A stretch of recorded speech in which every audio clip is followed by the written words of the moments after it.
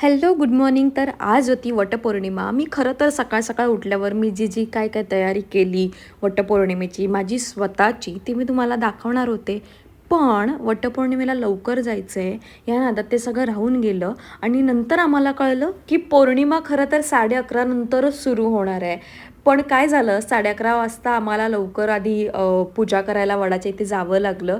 कारण हे सगळं आवरून साईला लगेच ऑफिसला सुद्धा जायचं होतं आणि छान आता सांग पूजा करता आली आणि ना खूप छान वाटतं. जर रत्नागिरीत असते तर अजून बरं वाटलं असतं. ही खरं तर ना माझी दुसरी वटपौर्णिमा आहे आणि हा दिवस मला खरंच खूप स्पेशल वाटतो. मला असं वाटतं फक्त याच दिवसाकडे एक परंपरा म्हणून नाही बघितलं पाहिजे, तर दर दिवशी आपल्या नवऱ्यासोबतचं प्रेम वाढत गेलं पाहिजे, त्याच्यासोबतचे रिलेशन, त्याच्यासोबतचं बॉन्ड खूप छान झालं पाहिजे. आणि मग सगळी पूजा करून आम्ही आलो घरी आणि माझा जरी उपवास असला तरी घरच्यांसाठी जेवण तर बनवावंच लागतं.